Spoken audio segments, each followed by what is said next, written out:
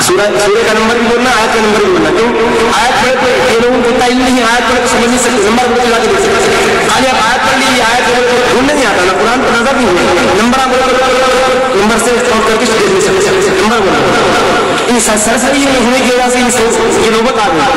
वरना आदमी को कुरान पर नजर नहीं क्या करते, चार दो लफ्ज पढ़ते हुए पूरे बखरा नहीं होती। कसरत से पढ़ने की वजह से थोड़ी देर चले जाते, ज्यादा नहीं हो रहा, नंबरों से याद कर लो, नंबर बोलो तो देखने की सोच इतना कुरान पर नजर नहीं है, सारे मसाइल याद हो गए, नहीं है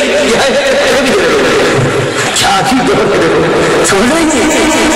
आयत अगर पढ़ के सही बोलो, अगर आसमान में आयत पढ़ के बोलो, आयत शरीफ है, बच्चा बच्चा बोल से आयत का नंबर बोलो, क्यों बोल रहा हूँ, इसलिए कि कुरान सामने रखे तो निकाल नहीं सकता बेचारा, नंबर बोलो कि दूसरा सूरा है। अरे भी इतना कुरान की सूरों पर नजर नहीं है भाई, और फिर इतना बड़ा उसको अपने इल्म पर घमंड है, नहीं है कुरान में, नहीं है, ये बड़ी बात।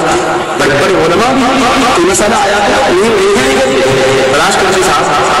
फिर देखे करे नहीं मिला, क्या बोलते हमारी नजर से हदीस एक नहीं, क्या बोलते उलमा किराम है ये रिवायत हमारी नजर से नहीं गुजरी, कुतुब हदीस में कहीं नहीं है, बोलते क्यों? सारे रिवायत में कौन दावा किया कि सब पढ़ लिया है,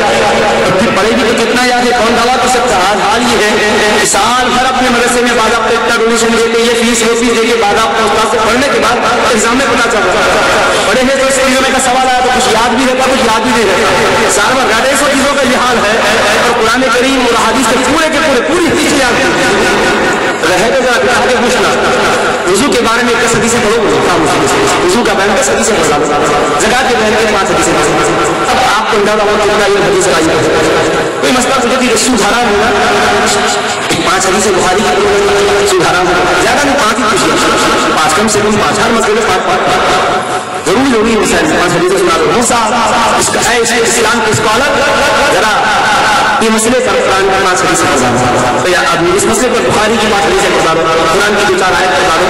जब पता चलता है कि कोई कुरान पर किसी पर नजर है। बोलना अलग चीज है, सुनना अलग चीज है।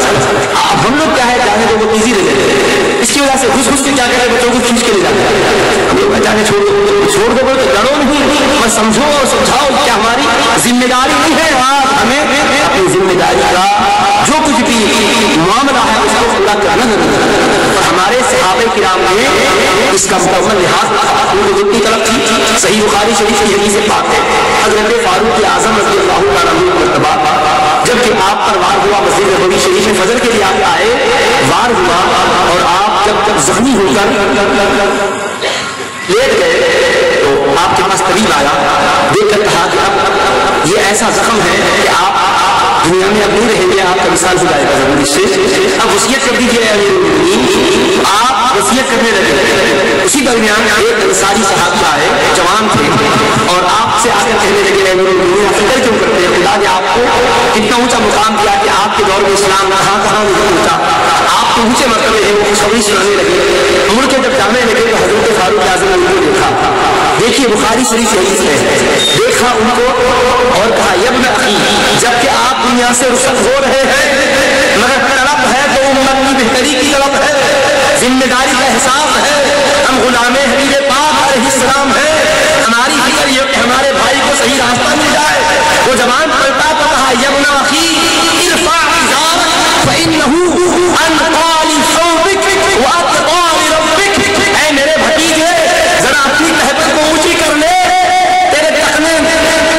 का कपड़ा तेरे टखने ढक चुके हैं, टखनों से ऊपर कपड़ों को कर ले, क्योंकि ये तेरे कपड़े के लिए पाकीज़गी का जरिया है और रब के पास परहेजगारी का सबब बन जाएगा। जरा तहबत को ठीक कर ले, प्यार है दुनिया से, वसीयत हो रही है, दुनिया छोड़ रही है, मैं उस वक्त भी फिक्र है कि जो मेरे पास आगे जा रहा है उसकी आखिरत अच्छी हो जाए, दुनिया भी समझ जाए, वो भी समझ जाए। सुभान अल्लाह, सुभान अल्लाह,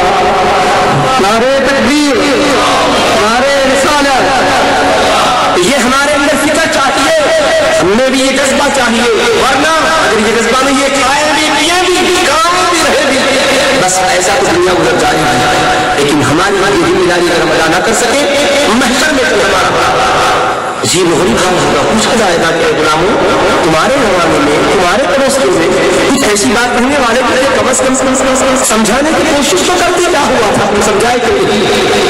مشکات المصابیح شریف میں حدیث پاک ہے، رب کریم کے حبیب پاک علیہ الصلوۃ والسلام فرماتے ہیں کہ خالق کائنات نے ایک بستی والوں پر عذاب بھیجنے کا ارادہ فرمایا، اور جب عذاب ان پر آ رہا تھا جبریل امین اللہ کی بارگاہ میں اس کی مولا تیرا حکم ہے عذاب میں اتارتا ہوں، بستی کو الٹ دیتا ہوں، مگر مولا فإن فيهم عبدك فلان لم يعصك طرفة عين قط، کہ بار الہ اس بستی میں تیرا ایک بندہ وہ بھی تو ہے کہ جو ایک لمحے کے لیے بھی تیرا گناہ نہیں کیا، نافرمانی نہیں کیا، تیری حکم کی خلاف ورزی نہیں کیا، مولا اس کے ہوتے ہوئے کیا اس کو بھی بستی کے